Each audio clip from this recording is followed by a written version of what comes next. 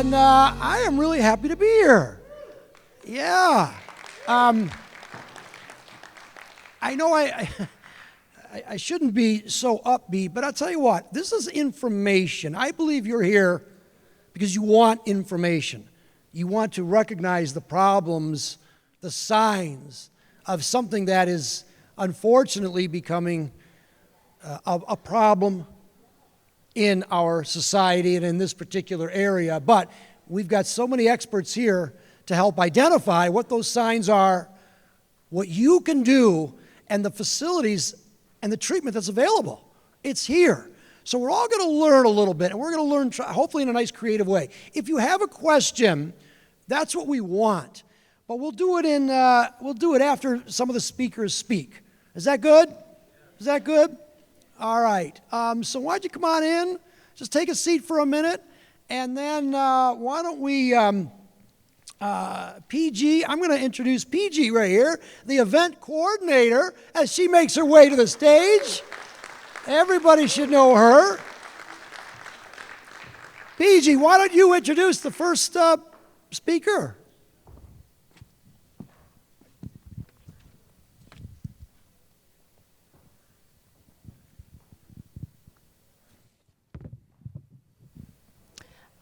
Mr. Charlie Langton, I'm going to do a greeting.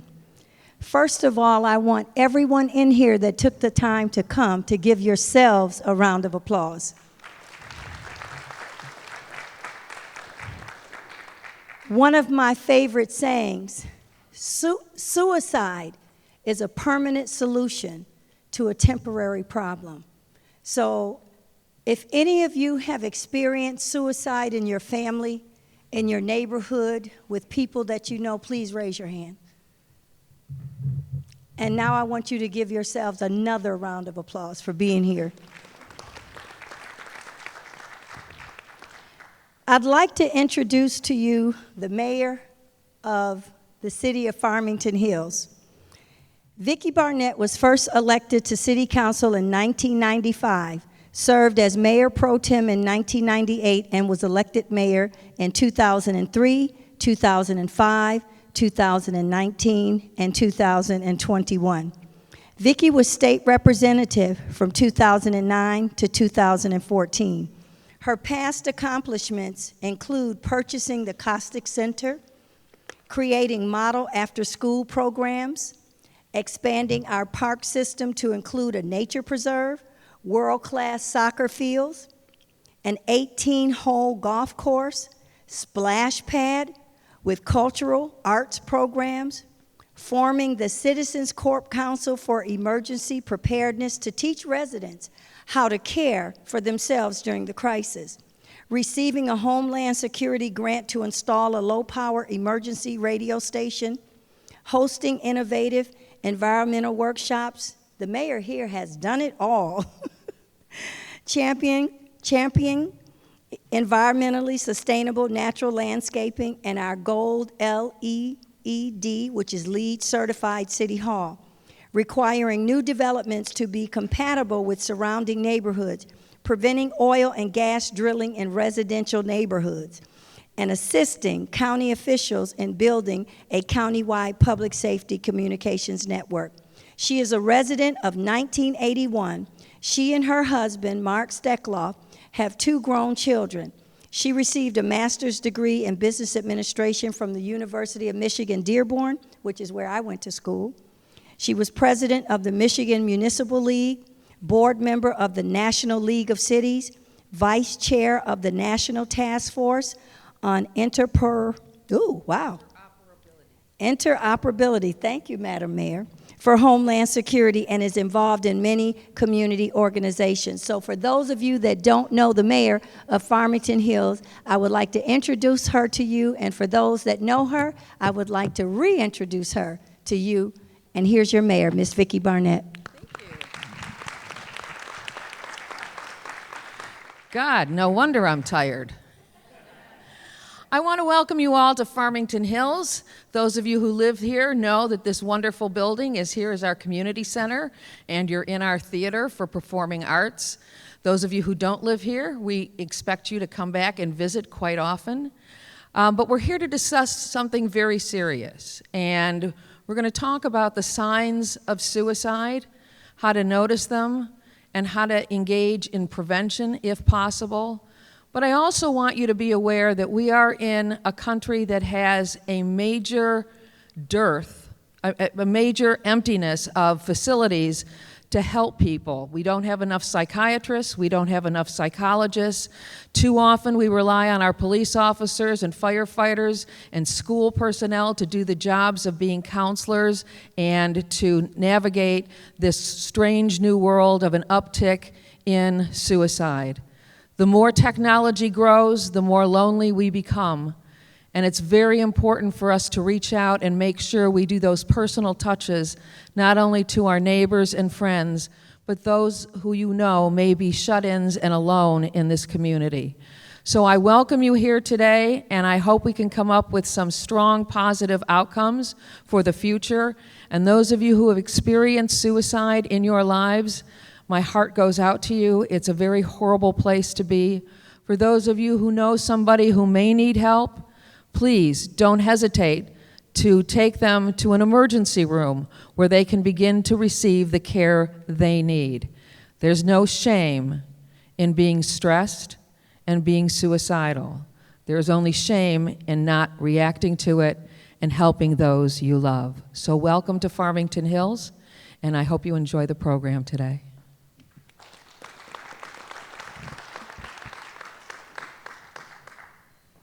Well, everyone has heard me talk about my two chiefs.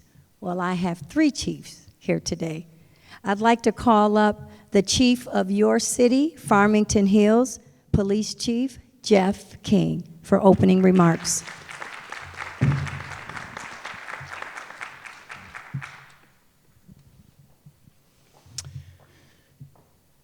Thank you. I would first like to welcome and thank everyone for attending tonight. A lot of work went into this event. I'd like to thank everyone that contributed to that for their hard work and dedication, which I can address in my closing remarks, but for attending for this important issue. One person, again, we have to give her a big round of applause. Pamela Gerald, more notable as PG, who deserves a round of applause for setting up a big portion of this, and I'd like everybody to join me. Thank you. Thank you. I'm joined on stage by many law enforcement and mental health professionals, and I thank them for their commitment to tonight's event. Tonight's event will focus on several areas, but what is first and foremost, we need to talk about trying to save lives.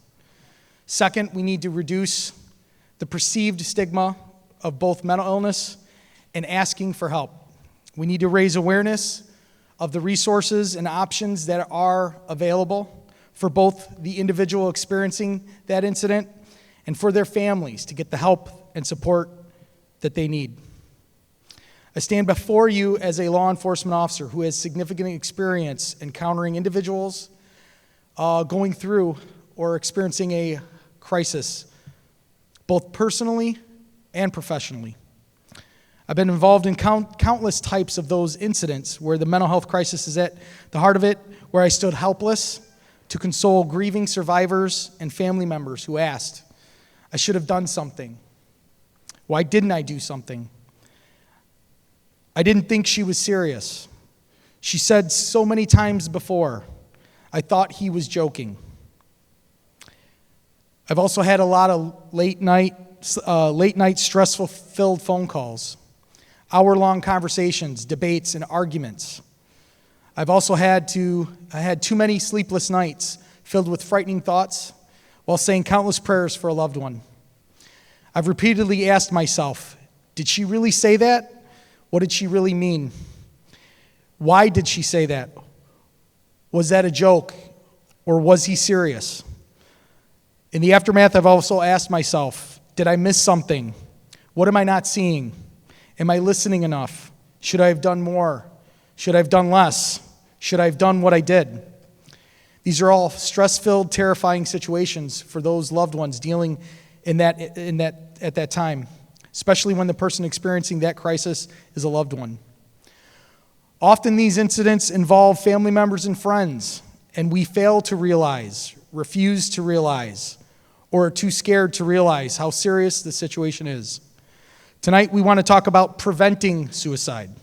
We want to talk about the resources and the options that are available. We want to help empower individuals to ask for help. We want to empower everyone here to ask for help. We want everyone to know law enforcement can and will help. Law enforcement will safely assist you and your loved ones in getting the appropriate treatment, to the appropriate treatment and the professionals that are needed, and not into the criminal justice system. Law enforcement is here and will help. That goes for all law enforcement. We are here to listen. We are here to learn. We want to know what we can do better to save lives and to support our community.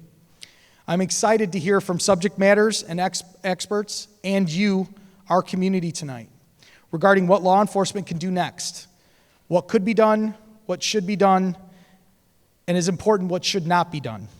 We want to know what our community wants, and we want to know what our community needs. And with that, I say thank you, and get ready for a great event. Thank you, Chief. I'd like to introduce the next chief. And again, I just want everyone to know that this is a collaboration between the Southfield Police Chief and the Farmington Hills Police Chief. And they got all of these other chiefs involved to bring you a series of town hall study sessions talking about issues that matter to our community, our Michigan community, our United States community, and our global community. And again, my name is PG, and I'd like to introduce my other chief to you, Southfield Police Chief Elvin Barron. Thank you so much, and again, really appreciate you all being here. You know, the purpose of this is really to expand our reach. Our children are dying at alarming rates due to suicide. When a national poll was conducted amongst our children, it was reported that out of the high schools, 20% had thoughts of suicide, and 9% actually made steps towards taking their own lives. That's why this is important. It's important for us to understand that prevention, resilience is a key topics to our youth. And these professionals over here are going to help us and guide us to those perspectives. You know, when I was in the Navy, I spent 4 years in the Navy. While I was in boot camp, I had a very alarming experience. There were two individuals that came to me during that time frame who had thoughts of committing suicide.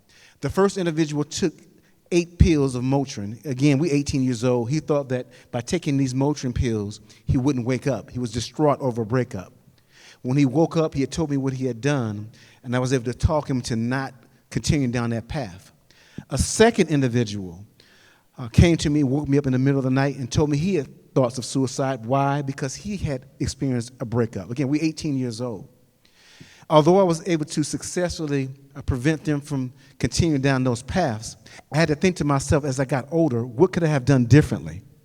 And what I could have done differently if I had that knowledge that you're going to have at the end of this program is get somebody else involved, told someone in leadership or authority to get them some advanced treatment. So in the event the efforts that I put didn't work, sustainable treatment and counseling would have been available. So again, that's why we're here, to learn what we can do as a community to save our children. When you talk about law enforcement, police officers are high risk of suicide. One of the, accidents is number one, suicides is number two of how officers end their lives in our profession. So this is so very vitally important. Again, thank you all for you being here. Thank you, PG, for putting this together. And again, it's going to be a great program.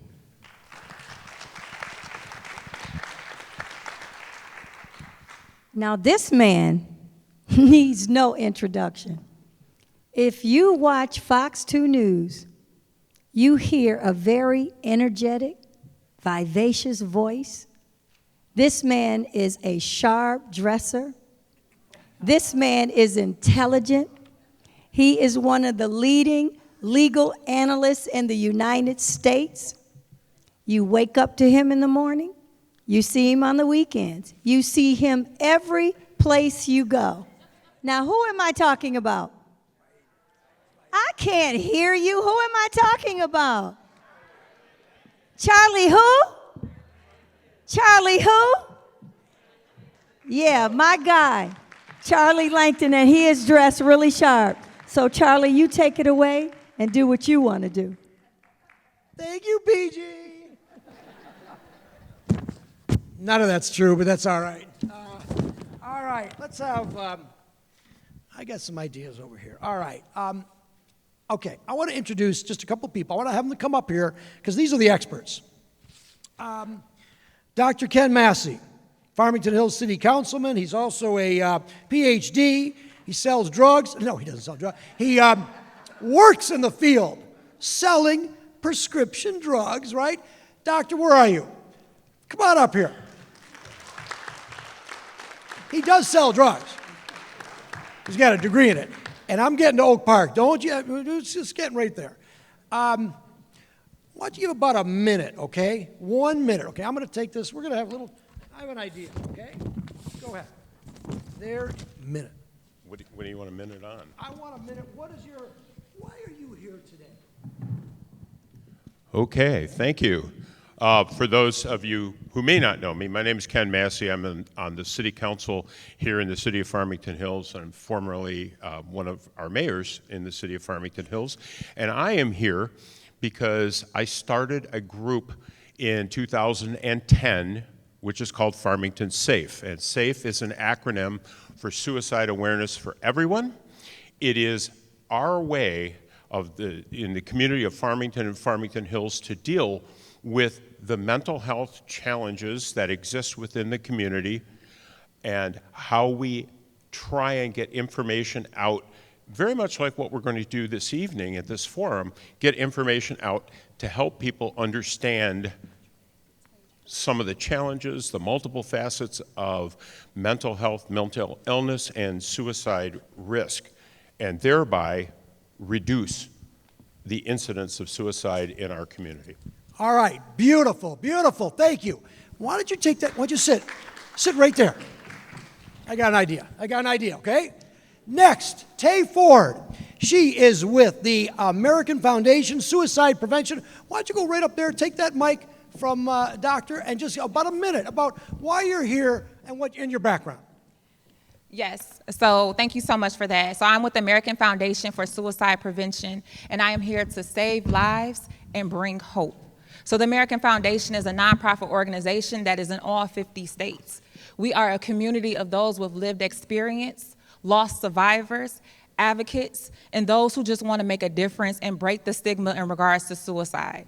We bring suicide prevention presentations and programs free to the community, to churches, to schools, to community organizations, to corporate. We bring those resources for individuals not only to have, but individuals to be able to take with them and advocate as well. We all have a voice, and with American Foundation, we encourage all to be the voice, even for those who may have passed on, to know that their legacy is not over, but that we can continue it. Beautiful, beautiful. You have a seat right there. Next, from the Farmington Hills Schools, Dana Lessenby. Did I get that right? Oakland Community Health Network. Why did I say? Why what? I'm fixated on these schools. I have a thing about the schools. Go right over there. Sorry, Oakland Community Mental Health Network. Dana Lessenby. Thank you. Good evening, everybody. My name is Dana Lassenby. I'm the CEO for Oakland Community Health Network. Oakland Community Health Network is the community mental health system and network for mental health, behavioral health services. We're responsible for providing a safety net for this community. And we serve individuals with mental health challenges, with substance use disorder, individuals with intellectual and developmental disabilities, as well as a range and a combination of other things. We strive on making sure that the community understands how to get help, how to access services when needed. We manage a network of over 400 providers. So as one of the mayor actually spoke about getting help and services, there is an array of services that are available in this community. So This is Suicide Prevention Month, but I want you to know that we are around 365. We have a resource and crisis center which has Common Ground, as well as our new crisis services for youth. It's called the Youth and Family Care Connection, which is another 24-hour, 7 days a week program for accessing mental health services when children and youth and families are in crisis, as well as adults. I'm really proud, and I know I only have a minute, but I'm really proud of the fact that we do work with the law enforcement community, and we're committed to continuing to do so. We provide a CIT, which is Crisis Intervention Team Training, and this is an evidence-based training that is throughout the country and provides 40 hours of training to law enforcement officers to help not distract, but to de-escalate a situation when someone is in crisis. And our goal is really to help individuals, but also save lives. Save the lives of officers and save the lives of the individuals that they're engaging with who are in crisis. We also provide co-responders. So we're in 5 police communities in Oakland County, and we hope to expand more. So the co-responder is a trained mental health professional that rides along or goes along with the police when they're responding to someone who's having a behavioral health or mental health crisis. So I'll stop there because I'm sure there'll be a lot of great questions, but I thank you for allowing us to be here, because the more we can talk about this mental health crisis we're living in, the more we can help individuals and save lives. So thank you. Thank you. You know what? All right, why don't you have a seat right there, okay? All right, Onisha Martin, Farmington Hills Schools. I knew I'd get it right. Why don't you go right there? Thank you.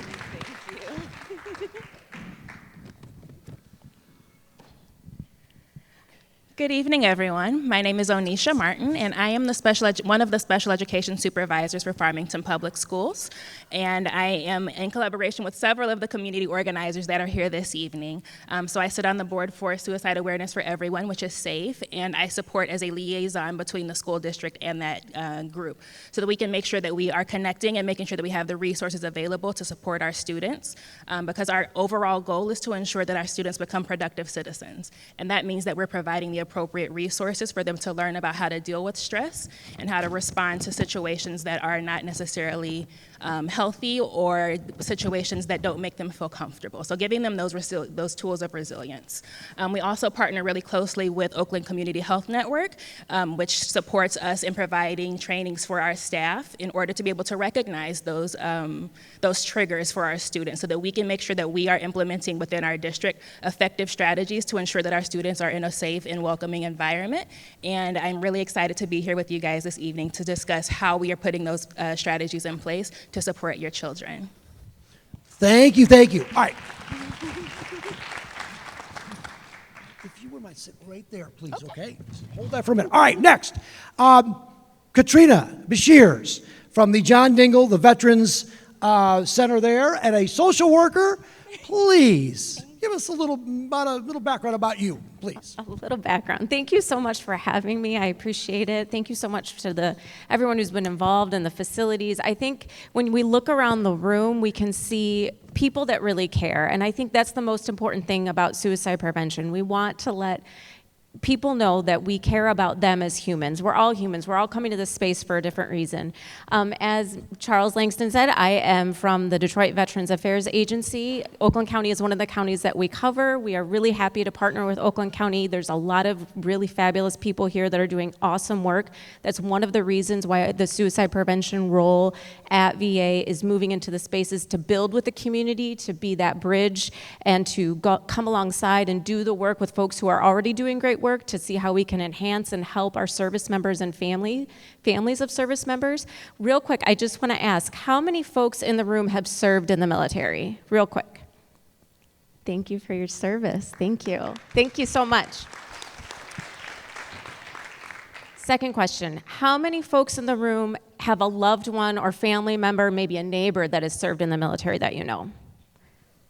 Okay, so that's almost everybody in the room. So we know that this population, this very special population that is suited up, booted up, touches a lot of us. And we know that there's a few unique aspects about our veterans and service members. And so that's what VA does. We want to meet our veterans service members where they're at and help the community wrap their arms around them. VA recognizes that suicide prevention continues to be a priority for us. It's one of our top initiatives, and so that's why we're doing things like this, joining the community together. So thank you so much, and I'll wrap it up now. Thank you. That's good. No, hold on. Do me a favor. Yes, Can sir. you take that chair right there? I'm going to help you. This I'm chair. going to help you. Here. I'll take this chair. And then how about right here? Okay? No. Okay. Judge Marla Parker is the next speaker. I didn't know that the judge in Farmington Hills here, the longest serving judge in Oakland County of all the judges.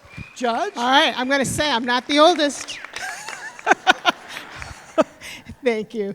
It's my pleasure to be here, and I know you've asked other panelists, why are you here? Why we're all here, to make a difference and to save lives. Before I go on to the question, the reason why I was asked here was to talk about what's the court's role in all of this. But before I get to that, I just want to mention, I heard an astounding statistic last night.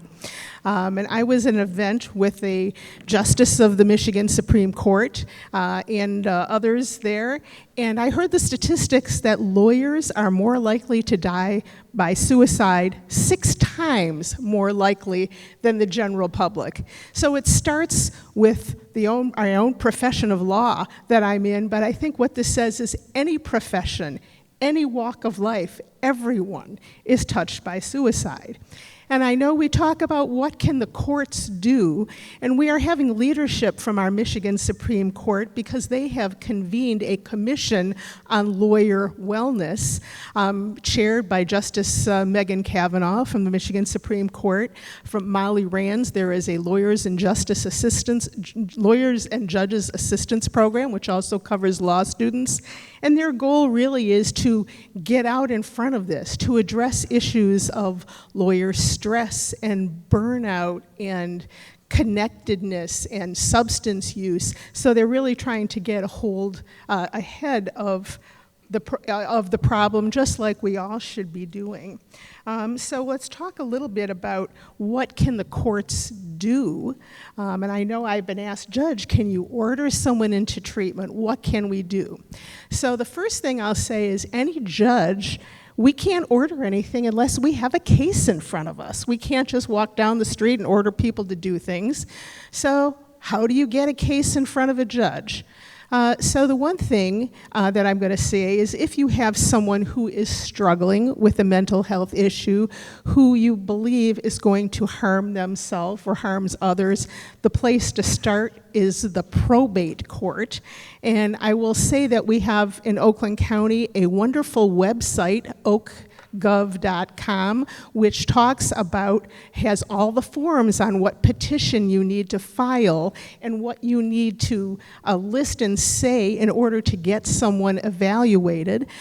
There is on that website a list of frequently asked questions. There is a list of mental health evaluators, mental health facilities, and agencies. It's easy to navigate, and so that is a great place to start if you want to get a loved one, into the court system. And anyone over 18 who has information about that can file that petition. And obviously, there are other ways to get before the court system, and I think some of our chiefs know very well. Probably the most, and being a judge of the district court, people come before the court system to get arrested. When they get arrested for violating the law, and it is amazing how many law violations really are issues of mental health that bring people before the courts.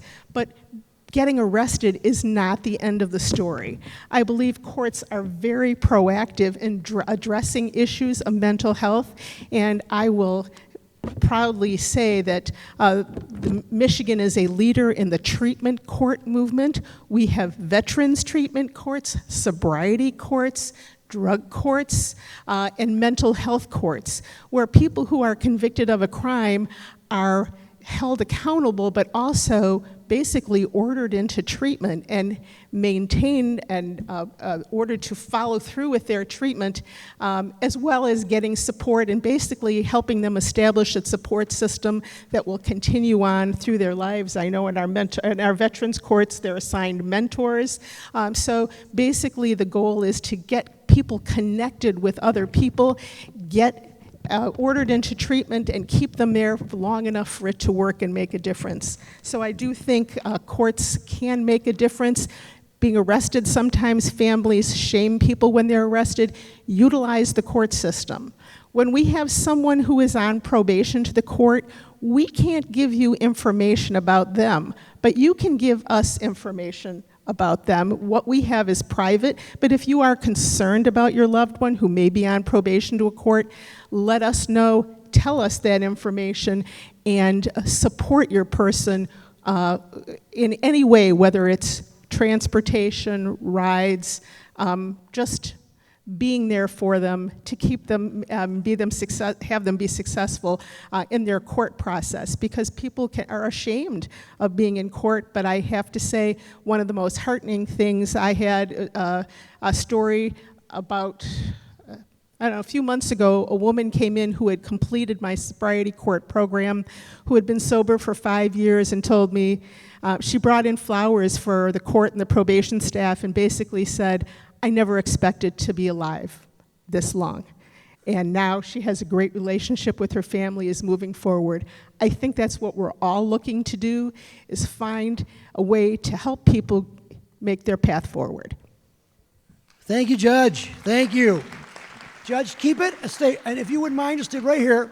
All right, last but not least, a guest, not from Farmington Hills, not from Southfield, Oak Park. The Chief of Public Safety. You didn't think you were going to have to say anything, did you, Chief? Stay right there. Stay right there. Chief Steve Cooper, right? Chief. That's correct, sir. Tell us why you're here. Yeah, good evening, everyone. Again, my name's Steve Cooper. I serve as the Chief for the Director of Public Safety for the City of Oak Park. I've been 33 years with the City of Oak Park. And I am here to learn as well as try and help save lives. When we talk about suicide, it does not discriminate. Back in 2000, one of our officers, who was actually a very good friend of mine, committed suicide. And I did not see any warning signs. We spent several years as partners on a special response team, and it totally caught me off guard. And just like a lot of you, you go back and you start thinking about, were there signs? Is there something that I could have done, or is there something that I missed? And we're human just like the rest of you. It's an illness. It's something that you should not be ashamed of. If you, none of us are ashamed to go to the doctor if we have a broken limb or some type of maybe chest congestion or something. But it seems like when it comes to an issue where it's dealing with the mental health, the stigma always attaches. And especially in our profession, the macho attitude where we don't want to seek help. We're the ones who are always supposed to provide to help, and we're supposed to be strong. And that's not true. We're vulnerable, and we live life just like everyone else. And unfortunately, as Chief Barron said, suicide is one of the leading causes of death amongst law enforcement. So, like I said, I'm here to learn. I'm here to hopefully help save lives. It's an honor to be here, and I thank you for letting me be a part of this forum. So thank you. Thank you, thank you. Does this work? It does work. All right, I'm going to try something. I don't know if it's going to work, but we'll figure it out, okay? I'm going to pose a hypothetical. I'm at home. Could be my brother, could be my father, could be my mother. I hear that person say, I want to kill myself. I hear it. I know who it is. I know I've had problems with this person before. Katrina, what do I do? Just pass the mic down. Thank you for that very real scenario. I think many of us in this room probably have had that experience, maybe not, hopefully not. The first thing first is I would go to that person directly and say, hey, Ken, you said you're going to kill yourself. Let's talk about this. Suppose they don't want to talk about it. Suppose you don't want to talk about it. I don't want to talk about it. You don't want to talk about it? You don't want to talk about it? No. No. Okay, you don't want to talk about But is that common? People don't want to talk about it. I think it's a mix. Tay, let's get a mic with you. Yeah, okay. No. We've got plenty. Keep on going. I want to know. This is I think this happens. Correct me if I'm wrong. People have heard something. And what do they do? Do they call the police right away? I don't know. I think you said approach the person. So what do you say? I would, if it was me, and as a clinician, as a human, I would go to the person, I would let them know, hey, I'm concerned about you. I heard that you said you're going to kill yourself. Is this something, can we talk about this? If you don't want to talk about it, then that opens up another door of how we would move forward. Hold that thought. Tay, Hold. what would you do if you heard that same situation? So I agree. The very first thing is to go to that person and be direct. When I say be direct is asking them, I heard you say this. Are you thinking about ending your life? Or is something else going on that we can talk about? Now, like you said, what if they don't want to talk? So in that moment, letting them know and validating that maybe they don't want to talk right now, but telling them in regards to some type of resources or that you're there, acknowledging that. One of the things is that a lot of individuals don't know is that 988 is something I always tell individuals, especially with those who don't want to talk. You got it? Yes. What is 988? What is that? So 988 is the crisis line in regards to suicide. So individuals can call 988, which is trained volunteers, as well as counselors who are there 24/7. So even if you are having a bad day, let's say it's not even about suicide, you're just having a really bad day, you can call this number 24/7 or text. So if they don't even want to talk to you, maybe you can give them that same resource and say, hey, you can still text this, or here are some resources. Has anybody in the panel ever called that number? You've called it. Ken Massey, have you called it? No, I have not called it, but it really only went live, what was it, in June? So about a year ago. About a year. Yeah, it's been about a year. So you can call that number, and then there'll be some help on the line.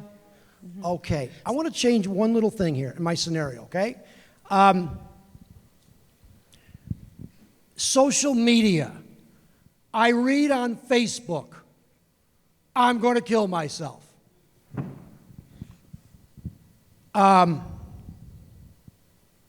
Onisha, you're in the schools, especially young people, they love social media. What do you do if you are the mother, father, anybody in this room that picks up a social media, whether it's Twitter, Facebook, whatever it is, and the essence of the message is, I'm going to kill myself. What do you do? So very similarly to what was stated before, you take the threat seriously and you contact that person and you have a conversation. Are you really thinking about harming yourself? Are you thinking about ending your life? And then you take the time to build through that conversation so that you can dig deeper to understand what's really going on. Sometimes they're just seeking someone to reach out so that they can have a conversation about what's stressing them out. And sometimes they really are having an emotional, distressful moment and they need someone to reach out so that they don't harm themselves. So always taking the threat seriously and making sure that you're making contact with the person so that you can gain an understanding and show them that there's someone there that cares. Chief Barron, you, as a police officer, I would imagine, correct me if I'm wrong, whether you've received calls, maybe 911 calls, I'm going to kill myself, or you pick it up on social media. Either one. As a police officer, what do you do? So this does actually happen more often than you think, especially with our youth going to social media, putting those ideas or those threats to harm themselves. In addition to that, their friends may alert a teacher, a parent. What we suggest that you do is notify the police, call 911. Our first step will be to track down the identity of that person on social media. We have resources, we have the ability to do that. We will send out a police officer who is trained, crisis interventions training. We'll contact those parents, and now we'll get involved in the process to get that child and their parent the resources that they need. How important is it to act quickly when you see that message? Utmost importance, because time is of the essence. You know, right now we're in a desperate state with our children, our mental health. And people who have these thoughts, often they will act very quickly to end their lives. So it's important to get us an immediate call to 911 so we can respond with our crisis intervention trained officers. Do we know the numbers, anybody on the panel, as far as suicide rates, the age group that's increasing the most? Anybody know? Is it the young? Well, it's the young, from 10, and they could take it all the way to 24. That whole range there is very high suicide rates, and actually listed number two amongst the deaths. Of all deaths, ages 10 years old to 14-year-old, wasn't it? I think I read it was the second cause of death. Correct. Suicide. Correct. That's incredible. Ken Massey, why do you think that is? What? The suicide rate of younger people increasing. Second leading cause of death amongst people in the ages of 10 to 24, is it? Second is suicide? And I would like to add to that is one of the reasons we started SAFE. In the major incident report that comes from our police department every week on Fridays, in 1 week back in May of 2010, we had 11 of our youth between the ages of 13 and 19 who had threatened to or attempted to end their own life. What were the ages? That's why again? we started SAFE. What were the ages? In that particular report, it was 13 to 19. 13 to 19 years old? Why do you think that is? Well, that was what we started. What we originally thought was that we didn't have the resources, but ultimately after meeting with a number of subject material experts and really investigating it, we found the resources are here, and we see some of them. But what we didn't have was a way of connecting them. Because of the stigma of talking about it, we couldn't connect them to those resources. And that's where the educational component and our community needs to come together, decrease that stigma, and get them that help they need. Chief Cooper. Chief Cooper, you've been in law enforcement a long time.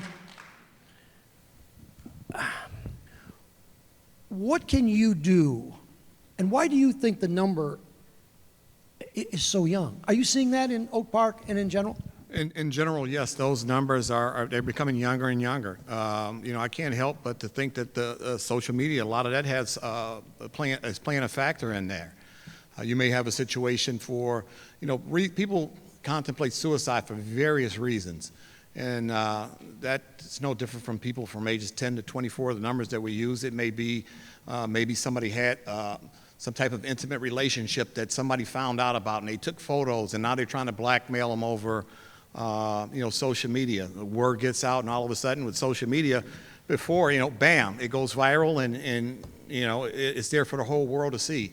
The embarrassment behind a particular incident is one of the situations that we see a lot of, unfortunately. Katrina, what are the warning signs that you see that anybody out here, what should we be looking for as far as maybe this person has a problem? Katrina? You asked for Katrina, right? Yes. Okay. You can talk. So some Anybody of the warning anyone can talk. Anyone can talk. We're all a friendly group here. We all want to just get to the bottom of it. Some of the warning signs that we look for that are especially clues to me are isolation. If you start backing away from your family or friends, maybe things like having a low mood or not interested in doing things that you normally would like to do. We talked about you mentioned actually saying, I'm going to kill myself, or even some veiled comments about like, man, I have nothing to live for. Another big thing is giving things away that are important. One of the things for veterans we might see, maybe they're giving away their memorabilia from their service time, or things that are really important, going around and saying goodbye. Sometimes people don't realize that the person's saying goodbye to them, but they kind of maybe are going trips to see important people that they've connected with in the past. These are some of the things. I know that there's plenty of other ones that I'm sure other folks could speak to. Let's follow up on that. Tay, what do you think? Signs. Yes, so one of the things we talk about with the American Foundation is talk, mood, behavior. Those are the 3 areas to make sure you pay attention to. So similar to what she was saying in those areas, how someone may talk, their language, how they're communicating with you, their behavior, like you said, inside isolation or depression. But you also might get to a point where someone may get to a place where all of a sudden they have this mood of they're extremely happy or at peace, because it might mean at this time they have decided. In addition to that, behavior. Another thing we also talk about in risk factors is our health, environmental, as well as physical. So these different things all are risk factors. Someone who may have lost a loved one recently, someone who may have chronic illnesses, someone who may have, in regards to just overall, in regards to 1 in 4 people, even in this room, is going to have some type of mental health condition. So that means that 1 in 4 is going to have a mental health condition in regards to this room. Those are different things that we can look out in regards to signs and just risk factors and having those conversations too. Chief King, what do you see that we should be on the lookout for, that maybe this person has a problem? From the law enforcement perspective, we're not in people's homes, So when we respond to a situation where somebody says or reports someone's not themselves, or they're experiencing depression, they're even suicidal, we start looking for things from our perspective. We start looking for plans. We ask to see social media. We ask to see any kind of notes, any kind of things that are going on in their lives. We ask some of those questions, our officers, from our dispatchers. It starts at our dispatchers. All of our officers have received an advanced form of CIT from the state. And what we want to do is we want to get in there, we want to ask those questions. We want to see if it was a statement, not that it's ever something to joke about, but if somebody says, it's a joke, we're going to start saying, okay, well, why is it a joke? What do you mean by it? What did you try to prove? When we start asking, we'll ask some very invasive things on law enforcement, which is sensitive, and we acknowledge that. What do you ask? We're going to say, can we see your phone? So how do you get involved then? I don't want to give a cop my phone. I don't want to do that. But we'll go into something so simple as going onto somebody's history, and somebody say, how many pills does it take to commit suicide? They'll start researching it. People will do that. They'll leave notes. They have prepared things in their room. Should I be worried? Seriously. I want to help people. I want to help my brother, who I think is a problem. But I know he's doing drugs. I know he's doing illegal stuff. Yeah, there's dirty pictures, whatever. Should I be worried if I call the police? Well, I can't say that's not going to be a factor in it, but first and foremost, when we arrive there, we're not worried about prosecuting somebody. We're not worried about doing something to impair their life. We're worried about saving their lives. It's not only the individual that is going through that incident. If I can take I'll take a minute. A story where a situation was presented to our agency from another law enforcement agency that they wanted to prosecute someone for a threat they made in a school. They didn't have proper jurisdiction. The person lived in our city, so we assisted them. When we got there, both law enforcement agencies, one was focused on the prosecution, getting the warrant for the person. Our focus was we started intervening and saying something's not right here. This person is giving away some of their items. They're terminating all their relationships with all of the people they know. One of the signs that we just talked about. One of our officers said this person we believe is maybe having some ideology here of taking their own life. Which means ideology. Which means what? Which is thinking about it. Thinking about committing suicide. Unfortunately, we had a search for her, and we were on the right path. But the family members, no, she does this all the time. They didn't take it as serious as we did. Unfortunately, that young woman took her life. Oh. And so you see those little steps. How old? Do you know how old that woman was roughly? 20s, 30s, 40s? I believe she was 19. 19. Yeah. And so all of these little signs that we got involved in late in that situation, everyone else had seen them. Everyone else had experienced that. Judge, would you pass that mic down? Judge, if you see someone in your courtroom, and I know that at a crime, maybe it was, and I don't know, I'm going to make it general, disturbing the peace, or even a drunk driving or something like that. However, you do a pre-sentence assessment on people, don't you? We do. So suppose in this assessment, a trained person thinks there may be some suicide ideation. What do you do as a judge for sentencing or whatever? Well, thank you for asking that question, because we do, anytime someone pleads guilty to something, mostly we don't just sentence off the cuff. We try to get background information. And our probation officers are trained to interview and talk about mental health issues. And it is astounding to see probably 90%, if not more, of the people who are sentenced before the court have some indication of some mental health issues. 90%? Almost, it is amazing to see. Why do you think it's so high? And I will say that I think in the general population, there are so many people who have mental health issues. And I think one of the things that we try to communicate to people is that, you know, welcome to humanity. There's not the perfect person. You can't focus on all the mistakes you've made in the past. It's what are you going to do from here? So yes, as a judge, I try to look at consequences, but I also take a look at anytime someone is before the court, it's an opportunity. And I will say that if there is someone who has a serious, makes a serious statement about suicidal ideation, before the report even gets to me, our staff will have taken some action for intervention. I think that's very good. I think that's really good.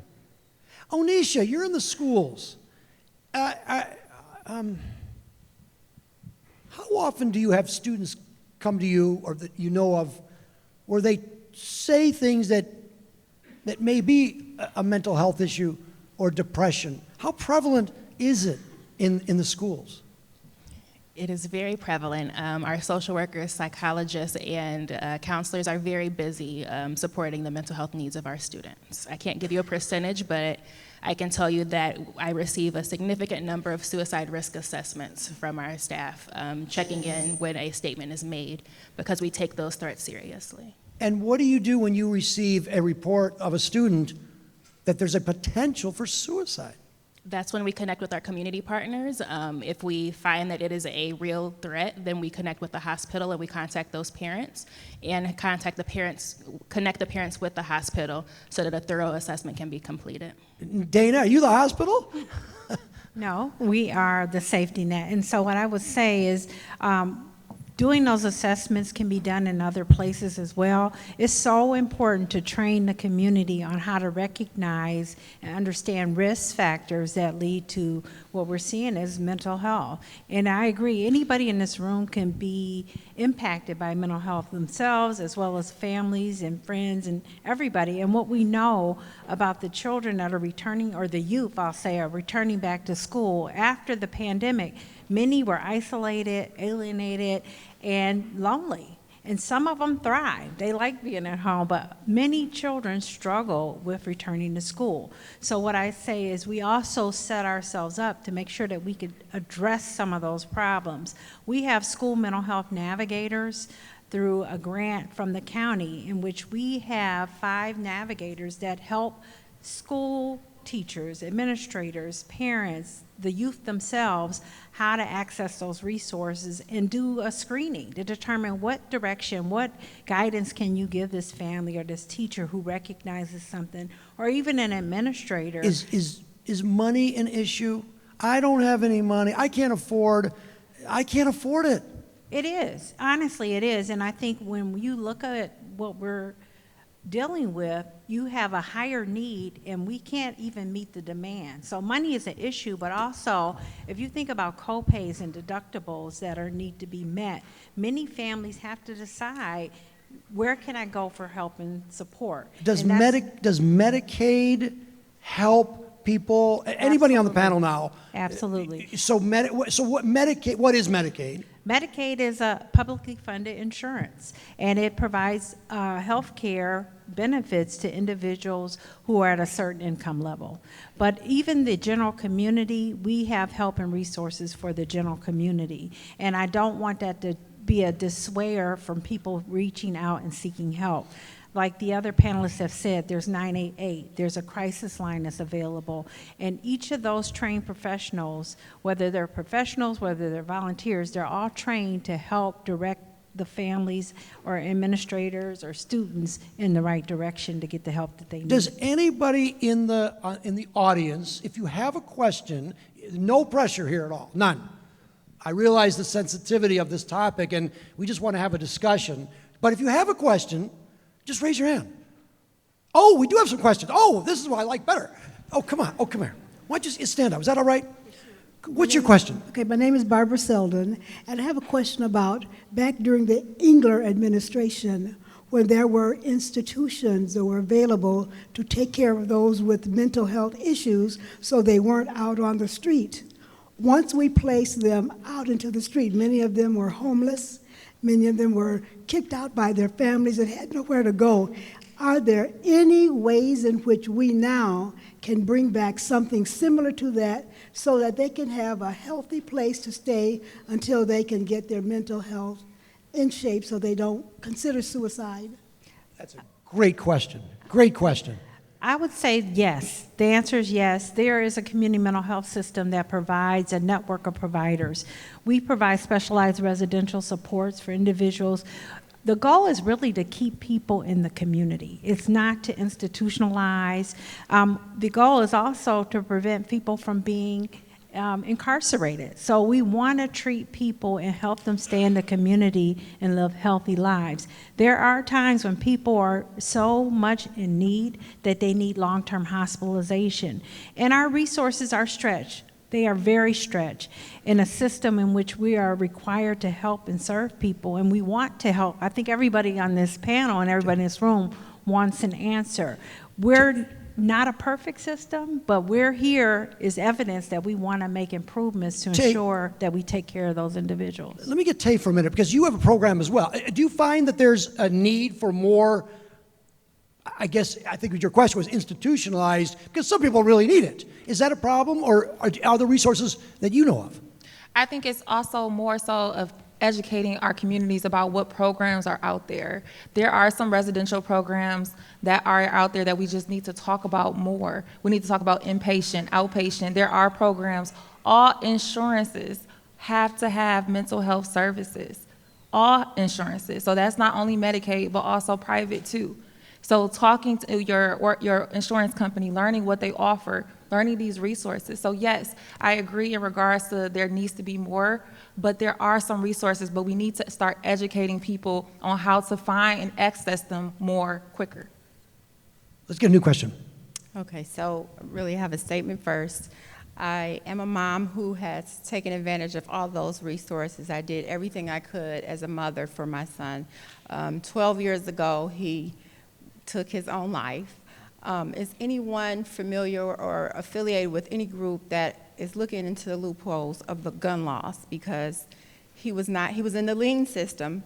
He was not able to purchase a gun, but he was able to rent a gun. And so due to the loopholes in the law, that, ultimately helped him in his life. So I think that's something that if you're not familiar with, that you should be familiar with and probably come together so that we could work together possibly and fix that, because it's a common practice, and I know some responsible gun shop owners, they are now, before they rent, they are also doing the same thing they would do if they were going to sell to someone. So. Chief Barron, what? Oh, go ahead, Tay, go ahead.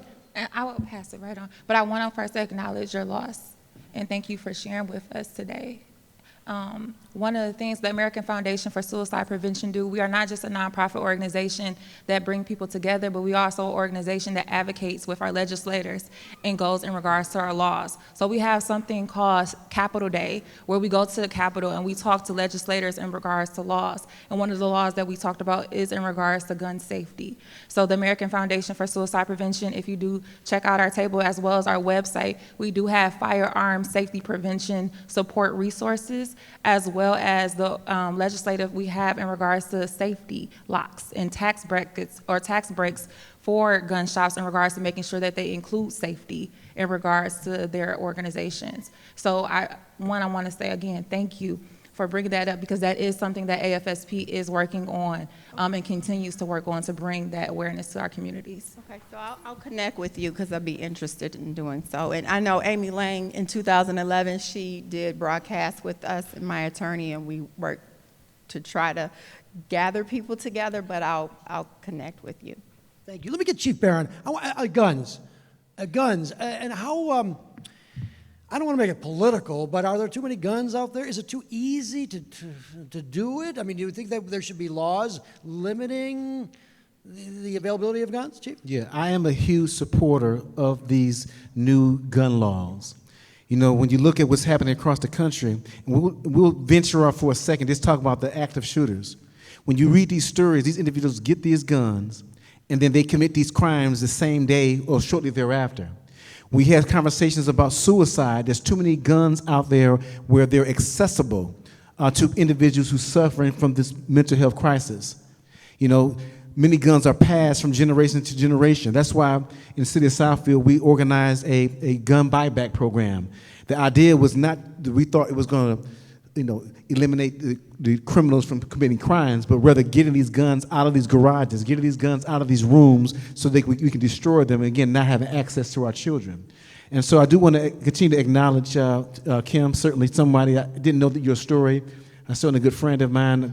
Thank you for having the courage to sharing your experience, because it does uplift people in this room. And I just want to thank you for that, and we can continue to pray and support you as well. Let me get another question here. PG? I wanted to ask the judge and the law enforcement and any panel up there your thoughts about this. Our kids are being bullied on social media, and those kids that are doing the bullying will say to a person or one of their fellow classmates, "You're not important, you should commit suicide and kill yourself because you're of no value." When that child kills himself or herself, what can be done to that child that bullied and told the person to do it? And should we do something like a detention or juvenile center or stay to catch them before they get older and the bullying changes to an adult-style bullying? Judge?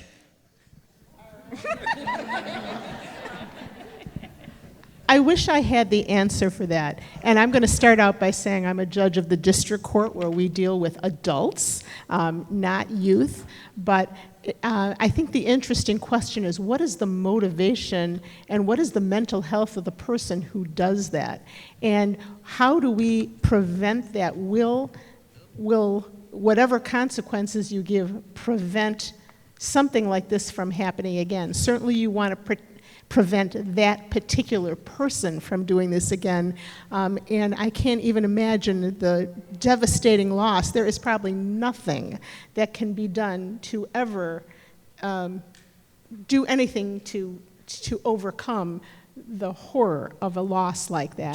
Judge, is it against the law to bully? Well, can I be arrested, I think chiefs, for Judge? No, Judge. No. Yeah? Can you be arrested for bullying? She's got 30 years on the bench, longest serving judge. What am I going to? But Judge, you see a bullying in other forms. We have actually local ordinances for misusing a communications common carrier. So basically, yes, if you threaten someone over social media or misuse that to threaten or terrorize, sometimes it could be a stalking type of violation. So that there are a number of laws that could address that. But is it up to the police to make the arrest before you get a judge? Chief King, do you arrest in Farmington Hills for bullying? The answer is it depends. And Charlie, that's a question that's not a yes or a no. It depends.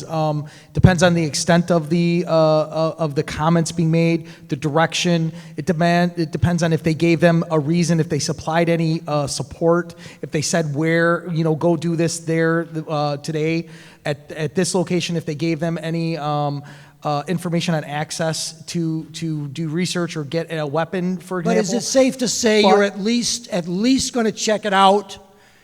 And you are going to check it out, right? I can speak for not only the Farmington Hills Police Department, any police department in this area. They are going to go to great extents. But when I said that, getting into somebody's phone, there's certain legal protections and things like that we have to navigate. But we are going to get to the bottom of it. If we're told about it, we're going to follow through that. We're going to do a thorough investigation. We're going to present it to the prosecutor's office, who determines whether or not somebody's charged. And I can say this with full transparency. We have done investigations that have been extremely detailed. Things like this, where even the officers and individuals with the schools, we work very close with our schools, and everyone thought initially it wasn't a crime. But when we developed the information, when we executed search warrants for phones, things like that, we worked with the prosecutor's office. There were juveniles that were charged with felonies. Yeah. And that wasn't anything like this to the significance. This was more of a harassment or stalking, but that's what we do. That's what every police agency up here is going to do. Say, and I know that the police, even if you don't make a charge, police are very smart. They have good memories. They'll remember that person. Maybe the next time, right? Police are very smart. Say. So I actually got it from my friend here. Oh, I'm sorry. And I just wanted to give a little bit of insight of what happens in the school system when there's a situation of significant bullying. Obviously, we take those threats seriously as well, and so we have a few venues that students can report bullying. They can either use there's an app through the state that they can report bullying, okay to say thank you, or they can go to any of the adults in the building to report bullying. And then our administrators take those threats seriously. They conduct an investigation alongside our police department in order to make sure that we are ensuring that our students are safe and stopping that bullying behavior. We also have October, which is Bully Prevention Month, which our schools take part of in teaching students about what bullying is, including cyberbullying, to ensure that we are creating safe schools. New question. Good evening. My name is Alvita Johnson. I am a medical professional at Children's Hospital of Michigan. And my concern is if a 4-year-old or a 4-year-old's parent comes to me and says, my child needs assistance, adequate turnaround time is very, very hard for us to provide for them. What resources can we offer these parents? 4 years old? 4 years old. I would say contacting the local system, the community mental health system, and calling to ask questions about. We have access centers both in Detroit Wayne as well as across the state and Oakland County as well. And calling and just asking the question. We do provide services such as infant mental health and other mental health programs that support families as well as children as young as 4 and as young as 18 months as well. So there are services and supports out there. It just depends on the nature of the problem. So is it a learning or a developmental disability? Is it a mental health challenge? And believe it or not, we have our babies who have mental health challenges. So again, I would reach out to local where you are, and then also encourage the family to contact of course, their primary care to do a physical, to make sure it's not a physical problem that's causing the behavioral health concerns. Wow, thank you. All right, new question. Let me get another question there, but let's use that as an example. Go ahead. Hello, gentlemen. Thank you all, and ladies, for being here. My name is Avis. My question is, you see on the news a lot of how African-American men, when they're having mental health crisis, they're not differentiated between being a criminal versus having the mental health crisis and then being killed as a result because they're misunderstood. What is done from the top down? And I'll ask for my non-African-American brothers to speak first regarding protection of non-Caucasian or majority to protect our minority men who are sometimes misunderstood. And then that question is for my African-American chiefs.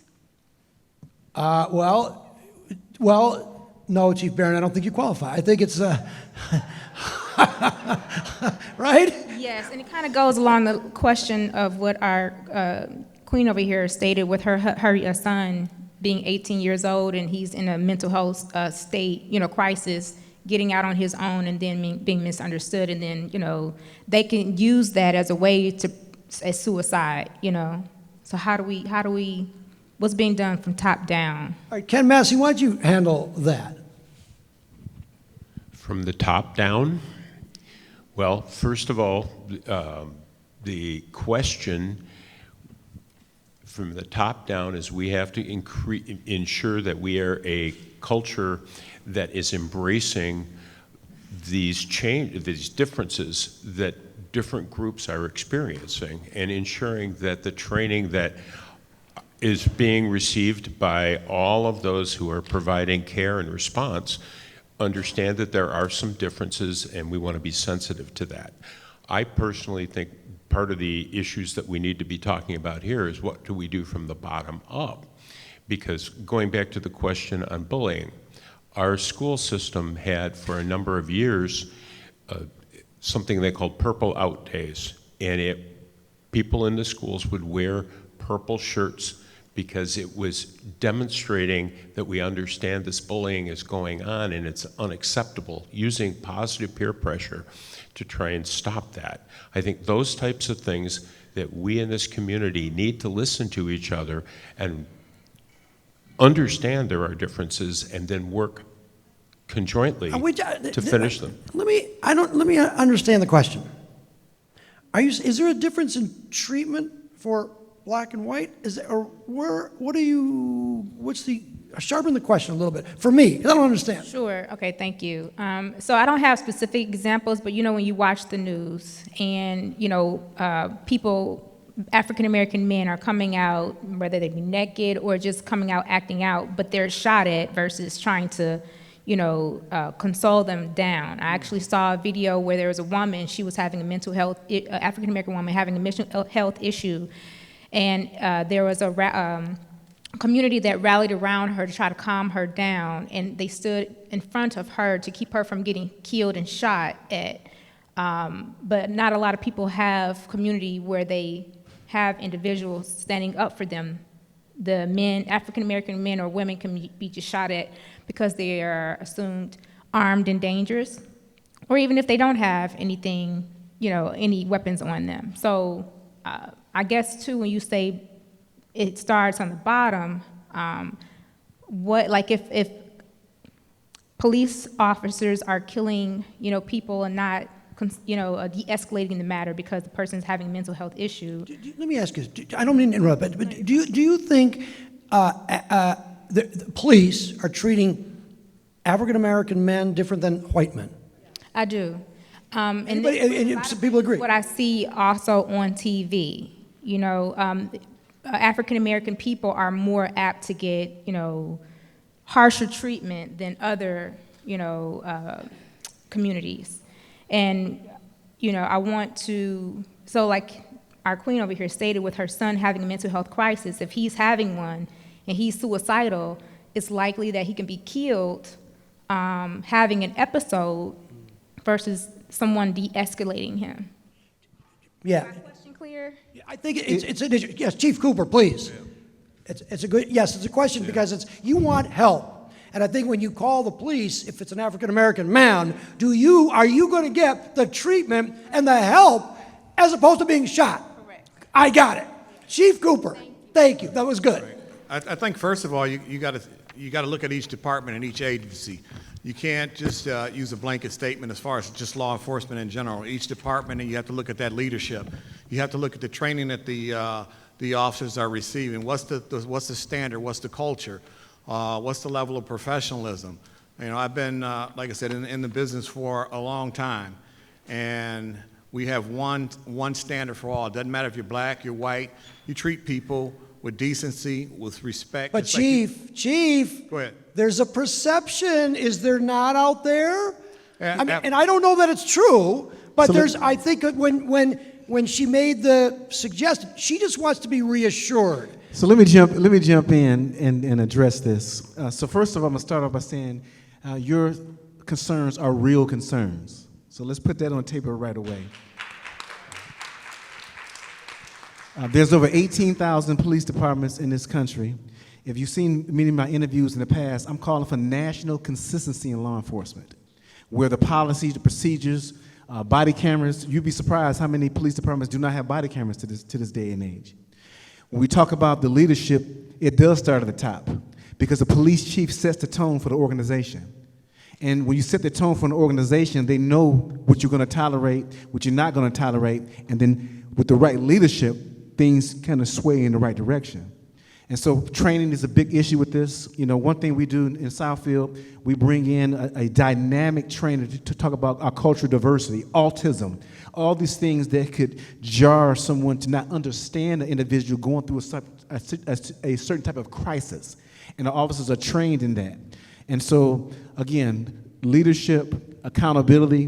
One thing that you're going to get from a courageous leader in law enforcement, if something happens that's against policy, if that pattern of behavior, I'm going to say it again, a pattern of behavior. When you look at what has happened to George Floyd or some of these other cities with these officers, that officer just didn't do this thing just one time. There was a pattern of behavior that was ignored. And then when somebody ultimately died because of that behavior, then they scrambled around to find excuses. And so these are things we're going to talk about. These are things we're going to be honest about. There are a lot of concerns about race in police. In fact, I wrote a paper when I was getting my master's degree. It was titled Race and Policing. And the commentary or the research that I've done is startling, the numbers of individuals who have these issues with race because they don't understand the culture. And so these are conversations maybe for a later date to be more involved in this. But again, your comments are real, and we're going to keep trying to work to resolve that. Let me, Charlie, if I could Sure, Chief. Just let me jump right in on the tail end of that. And you can have all the policies and procedures like Chief Barron was saying in place, and you can teach your people and they can pass the test and you can think that you've blessed them and they're going to go out and do a great job. You still have to have the checks and balances, like you said, with the body cameras, and you have to hold each individual officer accountable. And never say what your officers won't do. You know, always go out and say what we train them and what we believe they won't do. But when you put the checks and balances in place and you follow up on them with solid policies. We have body cams, we have in-car video cams, we have all kind of complaint procedures, and you have to, like I said, take that stuff 100% seriously. Are there racist cops out here? Absolutely, 100%. So let's put it out there. Are all the cops out here racist? Absolutely not. We have over 800,000 officers in law enforcement, and the overwhelming majority of them do a great job. But those ones that aren't doing a great job have to go. All right, thank you. Yes, Chief King. Charlie, if I could. I think there was a little bit of, you were inquiring to me too, you wanted me to respond to that. So I couldn't agree more with my fellow chiefs up here, but I'm going to go a little bit further and I'm going to say one more thing.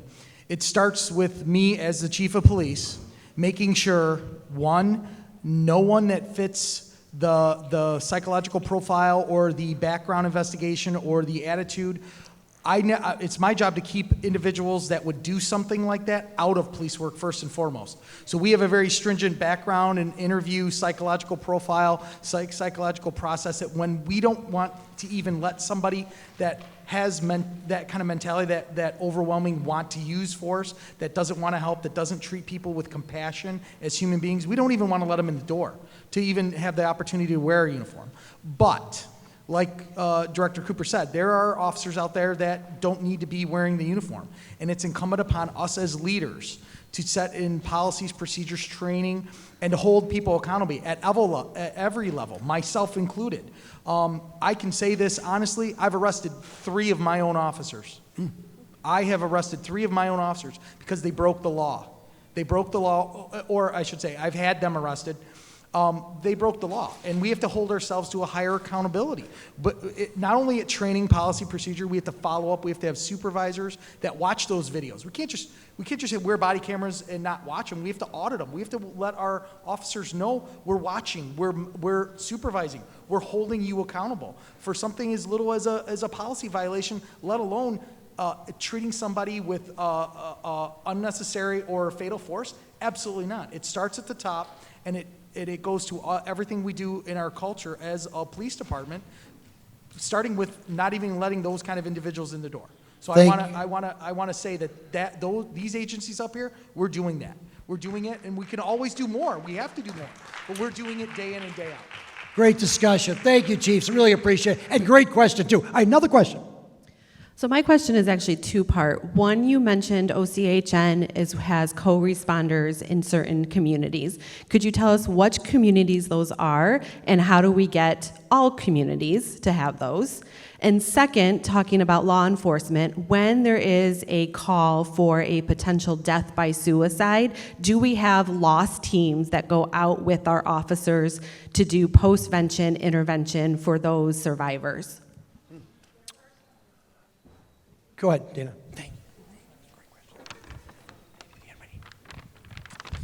Thank you.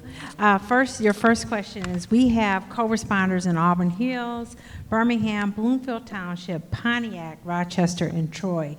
And absolutely, we would want them in every single law enforcement department and district in this community. So that is what we're working towards. And in fact, we have proposals on the table where we hopefully this year receive that financial support to employ those qualified mental health professionals to work as co-responders. The other maybe challenge, but we have worked through it, is recruiting. This is not an easy job.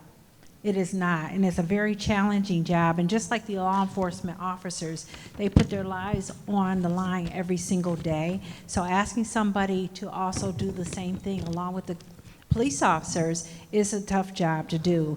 And so when something happens in the community, the best thing you can have as a co-responder who can help that individual and the family to get to support, to get engaged, to connect them to services and supports. The other thing about our co-responders is they follow up. So if there's an individual they encounter, they're able to divert them from being arrested, they can follow up with that family or that individual to make sure that they're connected to services. Even if the individual ends up being arrested, there is still programs that are in place that follows the individual from when they're arrested and when they're released, so that they can still be connected to those services. And I think the other question you had to do with follow-up after a death by suicide. I wish we had those type of resources where people could actually go out. There are some situations where we're able to do that. There are some situations where we have a critical incident stress management team that can go out and work with the community, but we don't always know. And also, we don't always have the resources to do it. So we started with these programs years ago. We've trained over 1,000 officers in Oakland County, and we're really proud of that. And we've helped over 600 people with co-responders. These folks that are riding along with the police officers, we've helped 600 people get to service. There's so much more we could do with those additional people and additional resources. Do the veterans have a program post-suicide counseling? Is that, I guess, is that kind of what it is? Katrina, there's a mic right there. Thank you. So Veterans Affairs, yes, we have a post-vention team that follows up on suicide. We follow up with for survivors of suicide. We follow up with the family members or the loved ones. There's a protocol that we follow. We also provide intense services for folks who have attempted to end their lives by suicide and are living, and we have a strong intervention nationally for them as well. Tay? So one of the programs with American Foundation for Suicide Prevention is we have healing conversations, where there are individuals who have lived experience of having someone lost by suicide, where they have and they are able to connect with someone and have that peer support. We also have resources in regards to support groups and individuals where we can connect you to in regards to providing those resources. So if you do reach out to American Foundation, it's also the healing. All right, quick question. Okay, let me stand. Yeah. To the panel, to everyone, good evening. I'm Reverend Michelle Moore, Assembly for Empowerment Church in Southfield. I'm here because I need help. I had a member on Sunday whose grandchild has mental health issues, okay? He had an episode at school on Thursday. They called the police, and they put the child in the hospital. It's Boxer, but now I think it's Beaumont, is it? Beaumont, yeah. And he's restrained, and they can't see him. They're trying to get him transferred from there to Children's Hospital. Let me ask you this: is your son? Is that your son? No, this is one of my parishioners. He's in the hospital now. Right, I just texted her. Yes. All right, and he's getting the treatment. He's on the floor with adults. He's 11. Did you call the authorities to get him? She's done everything, but they won't release him to her. So To who? The mother? Yes. Well, should he be released to the mother? He's 11 and he needs help. Well, first of all, he's in the wrong facility. He's with adults. All they want to do is transfer him to children where he has a history, right? Okay. So my question is, when this happens, is there a law with this, or is there a time frame that they have to keep this child there, even though he's on the floor, restrained with other adults who are having episodes as well, versus being transferred to a children's facility that's more equipped to handle him? Any of the, do we have a, yes, go ahead, Dana. For one, I don't know all the details, but I would like to understand how we can help your parishioner. The other thing is, that is very unusual for a child to be on an adult unit. They really need to be on a unit in which they can receive the specialized care and services and supports they need. This is one of the reasons why we had children waiting in emergency departments for hours, days, weeks, sometimes months, because there's a limited amount of children's inpatient psychiatric beds. And it's something that the state is committed to working to, but it's very, very frustrating and it's heartbreaking. As a mother, I cannot imagine being in that situation. I really cannot. And so what I'll tell you is we need to advocate, we need to figure out what's going on with that particular situation, but in general, I would encourage you not to take your children to a hospital ED if they have a psychiatric emergency, because that is not the place where they're going to receive treatment. And they took them to the nearest emergency room, I'm sure. And there may have been an emergency situation at that point. In Oakland County, we now have a Youth Family Care Connection, and it is a crisis service unit. And so we can screen and assess the need of the child and get them transferred, or even be on the unit we have ourselves. So we have an 8-bed unit in Pontiac right now that is operating for children who are in mental health crisis. So I would love to see if there's something that we can do to help that family. Thank you. Wow. New question. Yes. Hi, everyone. My name is Anitra Rice. I am a licensed marriage and family therapist. And I guess this is like a two-parter. I'm a resident of Southfield. And unfortunately, I have 2 sons. I have 3 sons. One is Earthside still, and I lost 2 sons to suicide, 16 months apart. And I wanted to commend Southfield Police. My oldest son, Josiah, was a junior at Michigan State, and so Michigan State Police went into his dormitory and then contacted Southfield Police. And the 2 officers, I wish I could have retained their names and their information and everything. They were amazing. They were absolutely amazing in caring for me. Different people came over, after I got the news, and just they were so compassionate, so empathetic, and it ended up where my best friend and I ended up praying for them out of concern because of everything that they do, and it was just, in so much pain and tragedy, it turned out to be just a really sacred moment. And so I just wanted to commend you, Chief, for that. Can I ask you just a personal question? Yes. Are you okay? Yes. You lost 2 sons. How do you deal with that? Intentionally. I am a therapist, however, I have a therapist. And I am very, very intentional. Definitely my faith. Also, I have taken classes on mindfulness MBSR, which is shown to reduce stress and things like that, and help people with PTSD, which of course is understandable that I would have, and then also lots and lots of self-compassion.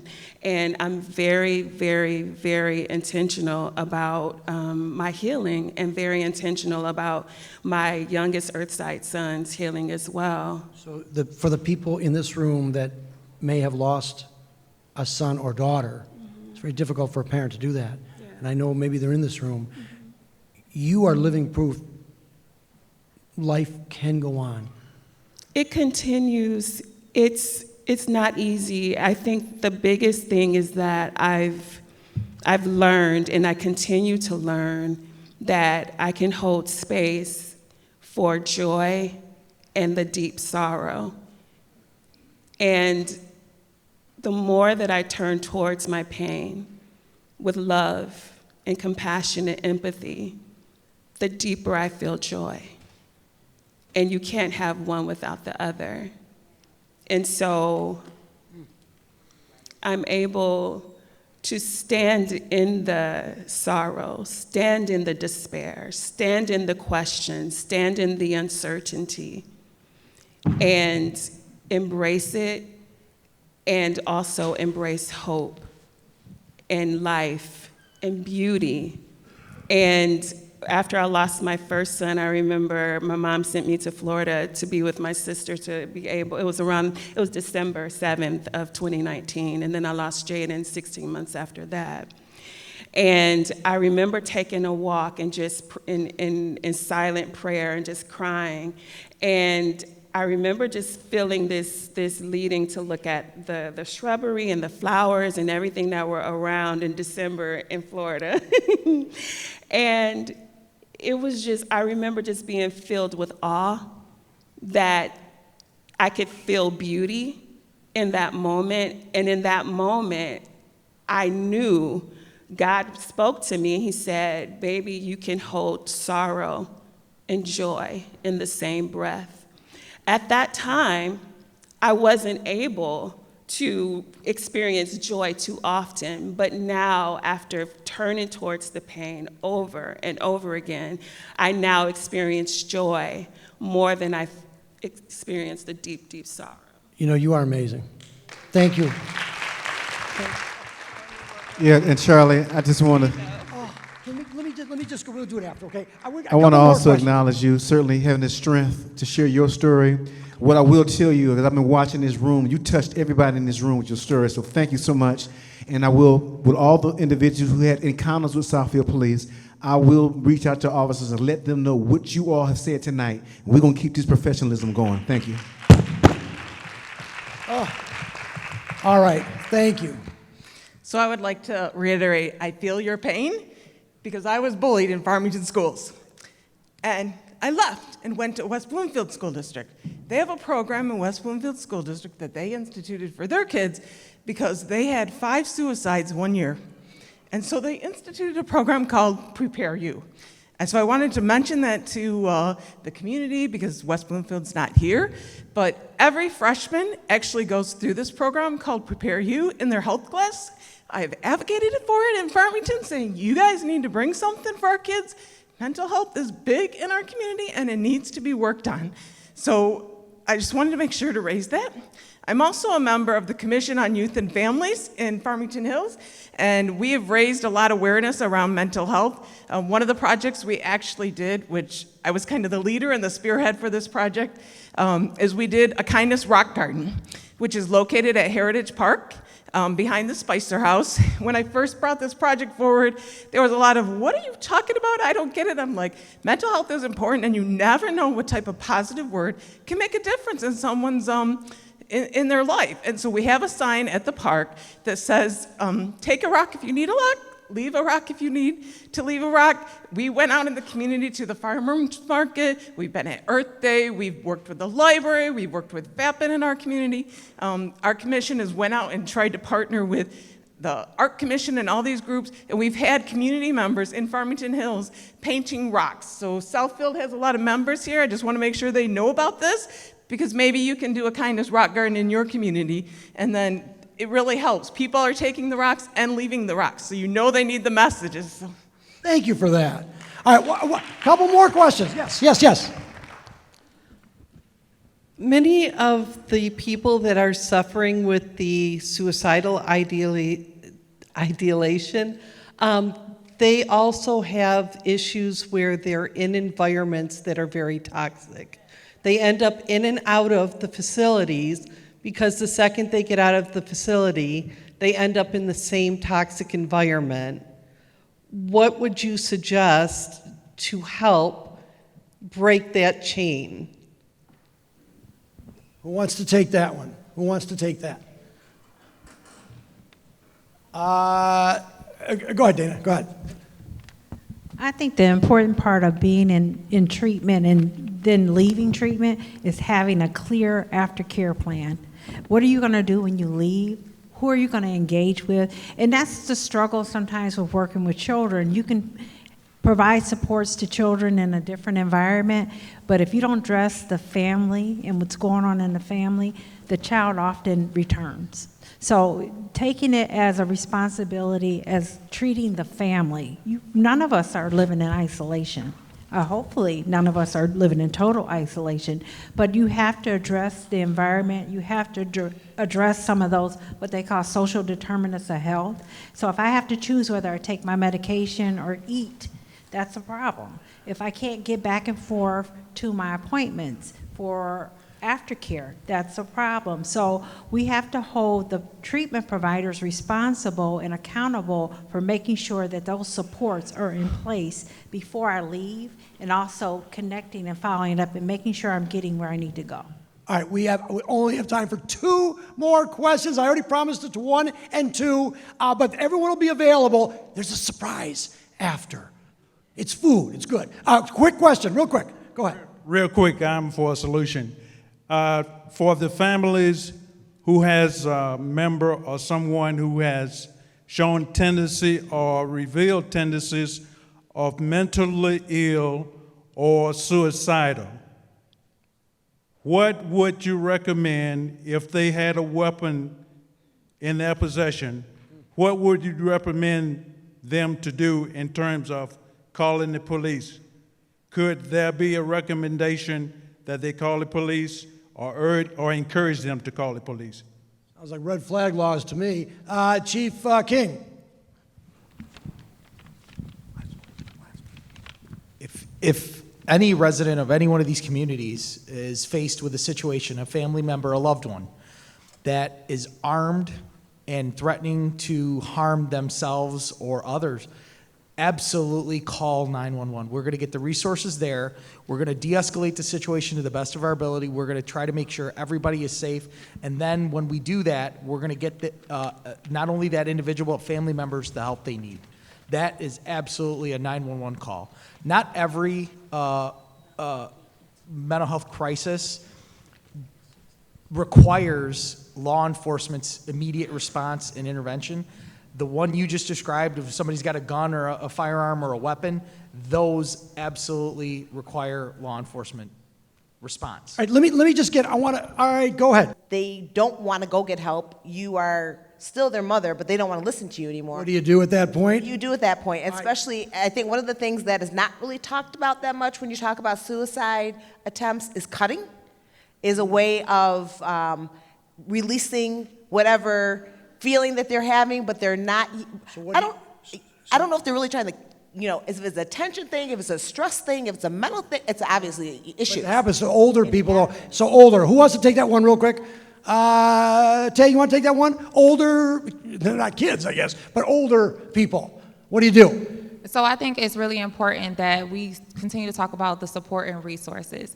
Like you stated, that he may not be wanting to listen to you, care what you're saying, but leaving resources or information or texting information, you never know what they might pick up. You never know. I know in regards to the age group you said, in regards to social media, and I'm just speaking specifically because you said your son, so black male, right? So there's Black Men Heal. There's all these websites, and now for black men in regards to therapy. So sending him stuff, sending him resources. You never know what one thing might stand out. One thing might stand out. There is a lot of resources out there in regards to black men, but we don't talk about them. Black men are twice as likely to die, and the black men are increasing. Black male youth are twice less likely to die than our white youth. And we need to have more of these conversations. So I'm saying this because there are resources. Black family development is one of those resources as well. Caleb's Kids is not just for youth, they also go up into beyond 18 as well too. Youth Move looks for peer ambassadors. So I continue to say it's continue to provide resources. Even when people, you think they're not paying attention or they don't hear you, they might act like they're not hearing you. But they hear you, they see you, and it's that one time that resource might be in his text messages. That resource might be left on, posted in his room or in the bathroom or somewhere that you put it. So never stop trying to send people resources. They might not act like they're listening to you, but one day they're gonna see it. And that one day, it might be the day they need it the most. All right, let me get one last question real quick. Okay, thank you. Two quick shout outs and then a question. Sorry, Charlie. Shout out number one, my name's Teresa Rich. I'm a former city council member in Farmington Hills, and the first ride along I did included a suicide. And so I want to give just so much to the police for the way it's handled so professionally, and then to have these people continue on to do a shift is incredible. Second, I'd like to give a shout out to Farmington Youth Assistance. I know Mr. Massey is on the board there. They do incredible work with our kids. But finally, my question is, we're seeing so much heat in our nation about LGBTQ plus individuals. And just like Judge Parker talked about, the suicide rate is higher for lawyers, the suicide rate is higher for black males. The suicide rate is also very high for people of that community. What are you seeing happening to bring down the heat? Thank you. Onisha, why don't you take that? Or Judge Parker, either one.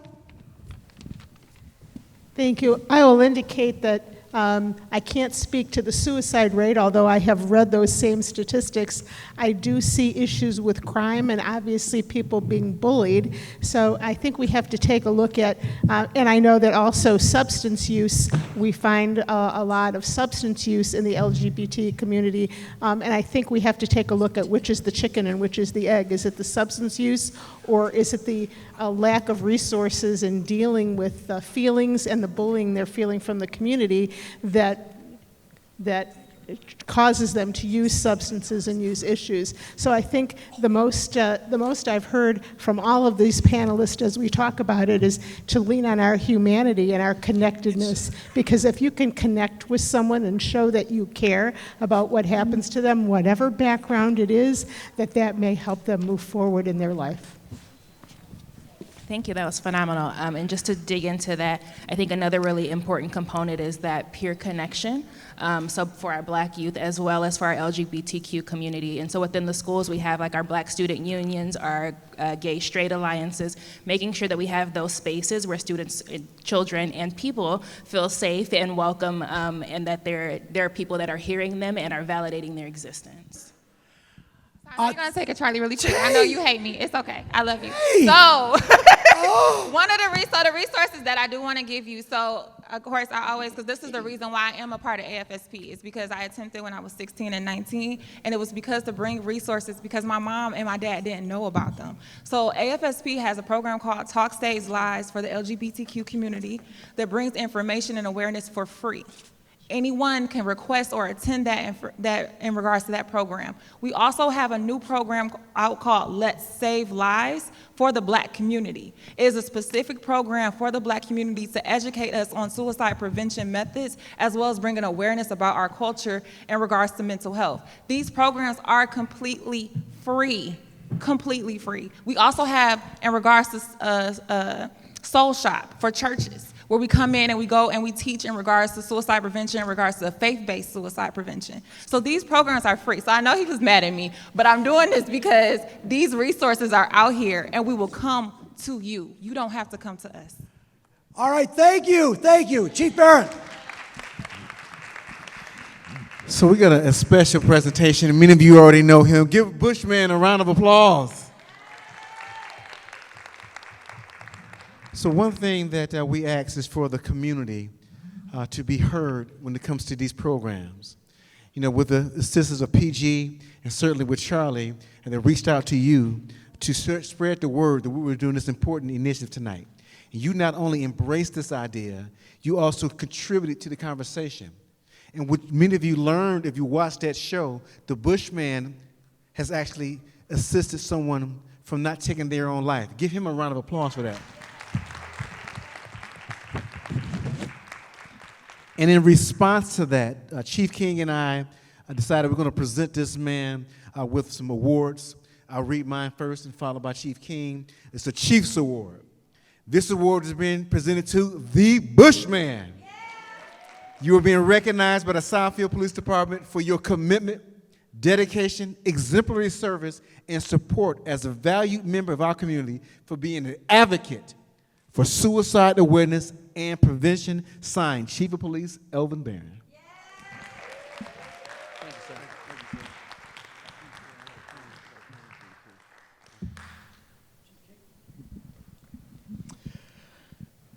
On behalf of the Farmington Hills Police Department, by direction of Chief of Police, a Chief Citation Award to Jonathan Dunnings, in recognition of your heroic efforts, saving the life of your friend who is contemplating suicide. We would like to recognize you for this act, as well as for raising community awareness for suicide prevention and promoting this importance of addressing mental health. On behalf of myself, Chief Jeff King, and the officers and civilian staff of the Farmington Hills Police Department, we thank you for your contributions and wish you success in the future. And to go along with that, a Farmington Hills Challenge coin. There we go.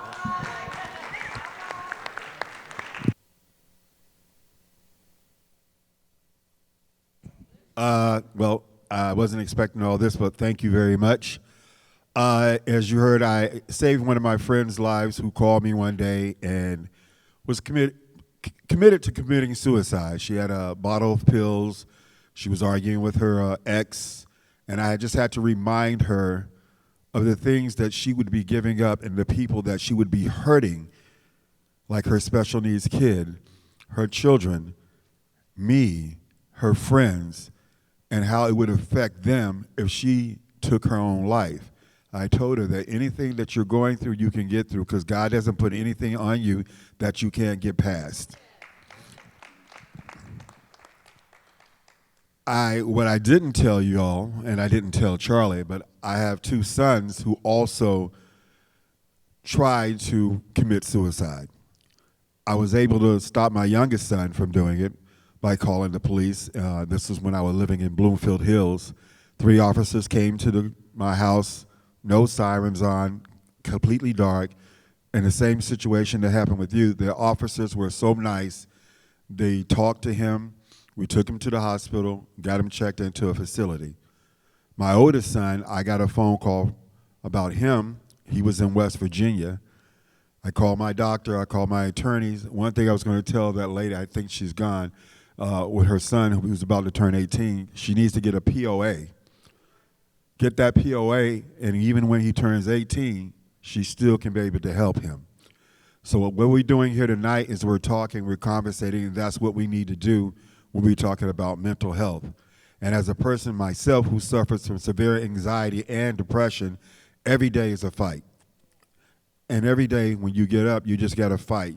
I tell people all the time, have you checked on your friend? Make that phone call. Make sure they're good. If you can hear it in their voice that they're not good, you need to pull up. You need to see them face to face. You need to let them know that there is somebody there that loves you, that cares for you, and is there to help you. So I commend each and every one of you for being here and doing what you're doing. I appreciate you. I love you, and thank you, guys.